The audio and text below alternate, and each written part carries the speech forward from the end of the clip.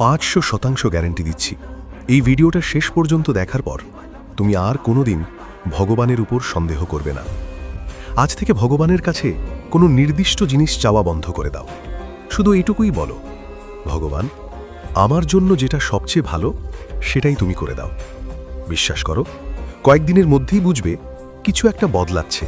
হ্যাঁ, একদম ম্যাজিকের মতো। কেন বলছি জানো? এই ছোট্ট কিন্তু গভীর গল্পটা শেষ পর্যন্ত শুনলেই বুঝে যাবে। একদিন ব্রহ্মবিহারী স্বামীজি একটা অসাধারণ গল্প বলেছিলেন। একটা ছোট্ট বাচ্চা একদিন একটা দোকানে গেল। দোকানের সামনে 1 টাকা রেখে বলল, আমাকে চকলেট দাও। দোকানদার ছেলেটার দিকে তাকিয়ে মুচকি হেসে বলল, চকলেট? বেশ, তোমার যেটা পছন্দের আর যতগুলো ইচ্ছে নিয়ে নাও। কিন্তু ছেলেটা নিল না। দোকানদার 2-3 বার বলার পর শেষে নিজেই 1 মুঠো চকলেট ছেলেটার হাতে দিয়ে দিল। কৌতূহল নিয়ে জিজ্ঞেস করল, তুই নিজে কেন নিলি না? ছেলেটা হেসে বলল, আমার হাত ছোট, আমি নিলে কম পেতাম। আপনার হাত বড়, আপনি দিলেন, আমি বেশি পেলাম। এই গল্পটার মতোই ওই ছোট্ট বাচ্চাটা আমরা, আর দোকানদার হলেন ভগবান।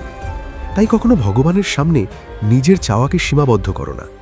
তুমি যেটা চাইছো হতে পারে সেটাই ভগবান তোমাকে দিতে চান না, কারণ হয়তো তার চেয়েও অনেক বড় কিছু তিনি তোমার জন্য আগেই ঠিক করে রেখেছেন। তাই এটা দাও ওটা দাও না বলে শুধু প্রার্থনা করো এবং বলো, ভগবান, আমার জন্য যেটা সবচেয়ে ভালো সেটাই তুমি করো। বিশ্বাস করো, ম্যাজিক হবেই। আর যদি গল্পটা তোমার মনে একটু হলেও ছুঁয়ে যায়, চ্যানেলটা সাবস্ক্রাইব করে দিও আর কমেন্টে জানাও তোমার ইষ্টদেবতাকে।